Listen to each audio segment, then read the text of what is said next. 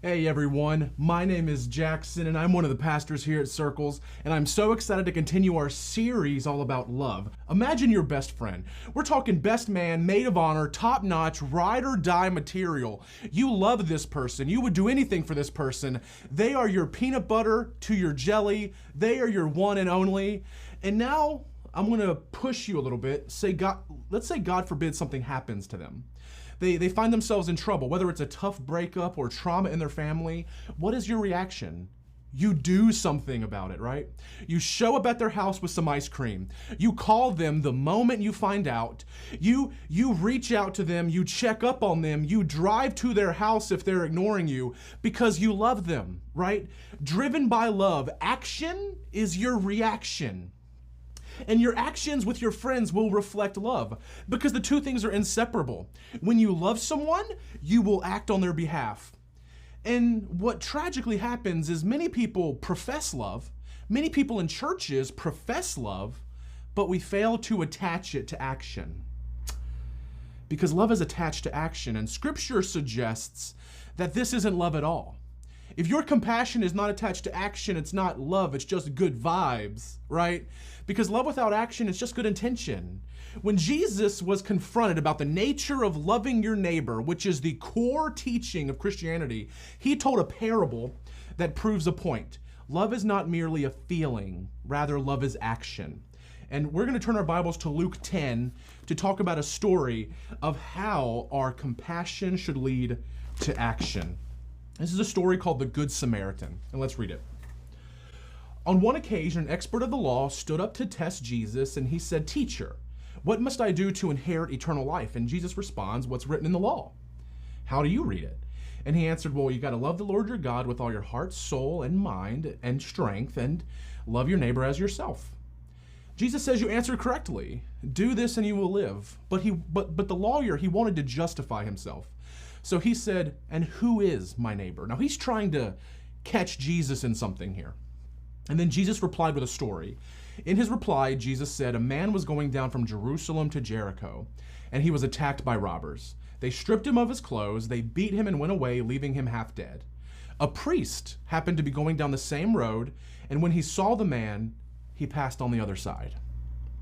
So too a Levite, when he came to that place and saw him, passed by the other side.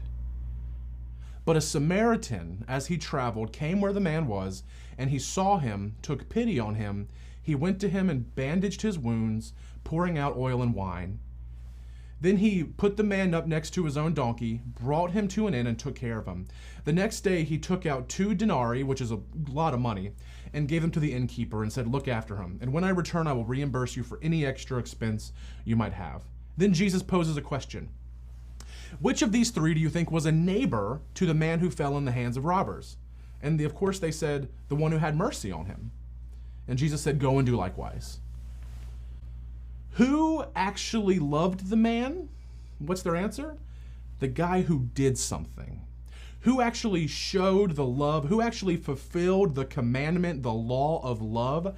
It's the one who did something.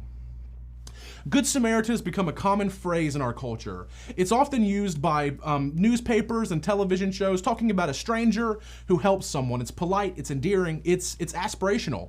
Everyone wants to be a Good Samaritan. However, that was not the case during Jesus' time. The mere mention of a Samaritan made everyone cringe and might even made some people hiss, gasp, clench their fist because the Jewish people hated Samaritans. It wasn't just mutual disagreement. They were in a full-fledged race war. They were 2 different races, 2 different people groups, and racism towards each other was culturally acceptable, right? Essentially, Samaritans were people who were half Gentile, half Jewish, and they were seen as completely unwelcome, untouchable, and it's really sad. This is ultimately Jesus is speaking to a crowd that he knew would be racist. And so what Jesus does when he tells the story is he references a Samaritan, making them angry, but then Jesus goes further. He positioned the Samaritan, the object of racism, as the hero of this story. This was a bold decision and completely intentional because this is a parable. A parable is basically a story that Jesus made up to help people contextualize spiritual ideas. This is kind of like a folk tale. Think like the tortoise and the hare. Because this didn't actually happen, Jesus made up this story like a bedtime story, which means that every detail was intentional. He chose it. So when he talked about the Samaritan, it was on purpose. And when he talked about the priest and the Levite, they were also on purpose. They were the people who were supposed to represent God honoring, God fearing, God loving love. And everyone assumed that they would be the heroes, but in Jesus' story, they failed. Jesus said a Samaritan, a victim of racism and hate, is the one who actually embodied the love of God. Jesus was saying the love of God wasn't found in a church. It was found in a person that you actually wouldn't even sit next to. That's a bold statement.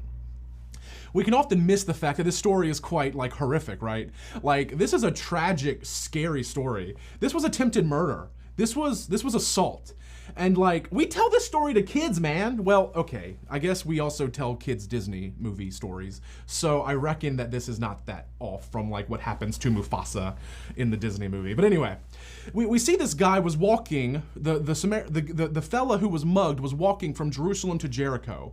Just the opening line is full of tension because the ancient audience understood that the walk between these two cities was dangerous.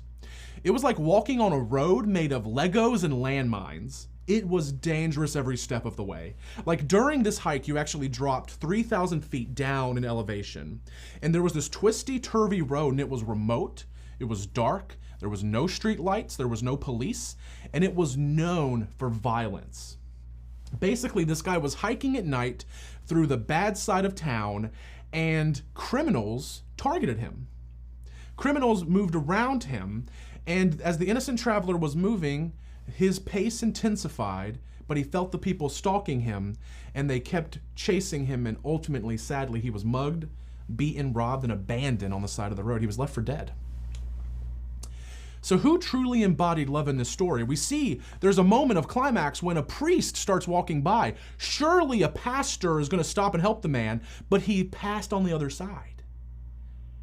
And then a Levite is also someone who served in the church. They were like a youth pastor or children's ministry director, and they were walking, and surely the associate pastor was going to help this man, and he passed on the other side. The person who actually showed love, the person who loved his neighbor, was the one who took action. Because compassion leads to action. The parable of the Good Samaritan gives us 2 points in how we can change the world, how we can change our communities, how we can change the groups of people we walk with. There's 2 points to do this, and here they are. Number 1, we got to love like Jesus. We need to love the same way Jesus did. This parable was designed to describe the nature of Jesus' love.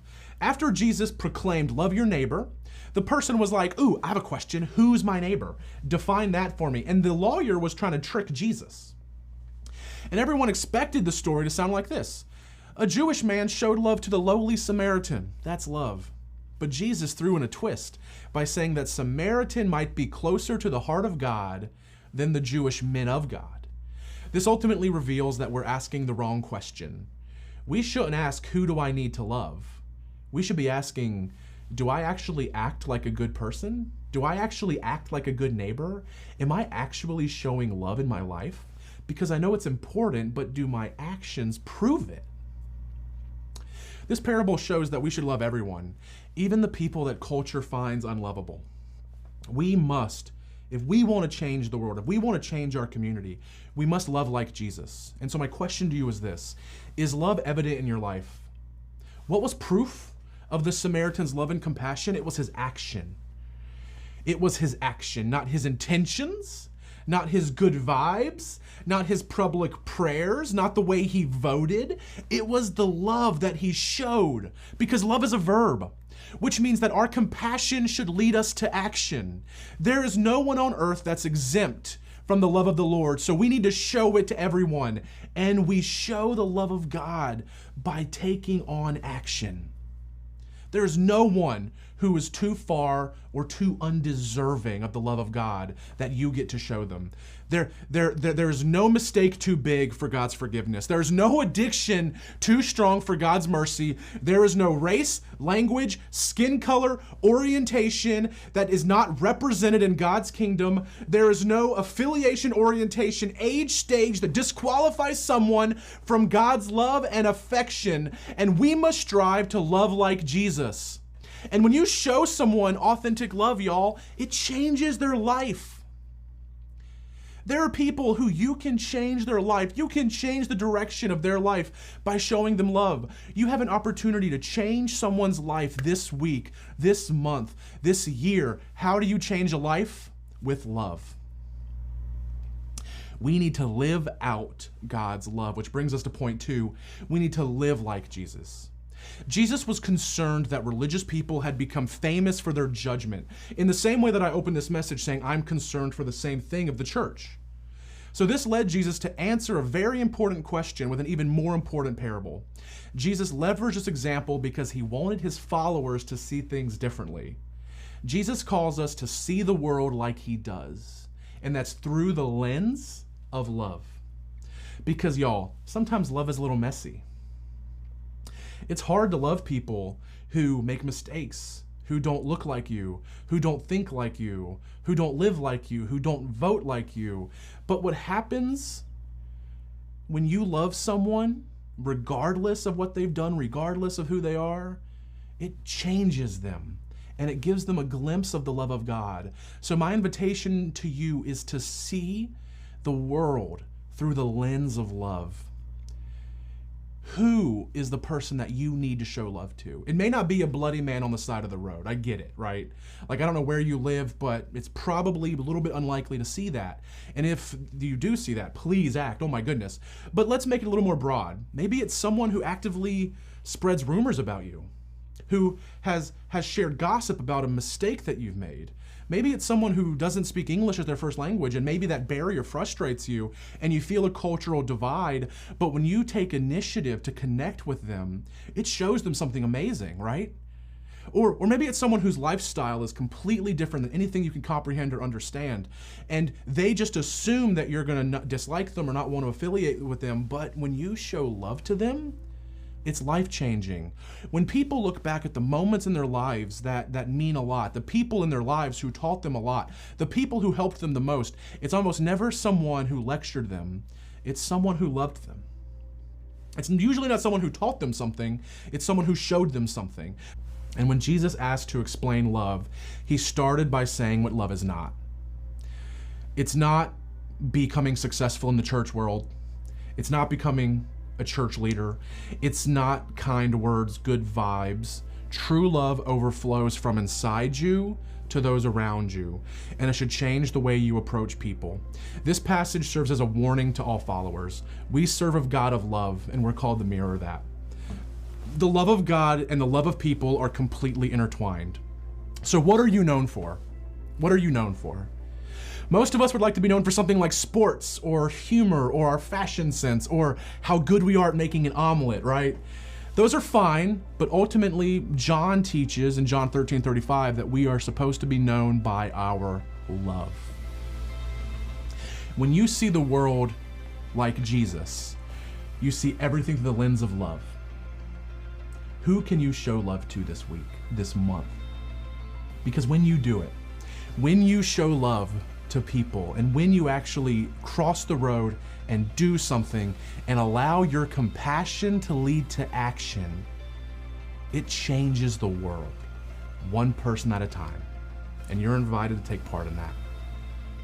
I'm excited to turn this over to our small groups, and we're going to talk about who are those people that we can show love, how can we show love, and ultimately we're having a discussion on how can we change the world. How can we change the way we live by looking at everyone and everything through the lens of love? So please hop on that small group call, hop in that Zoom room, and let's talk about it.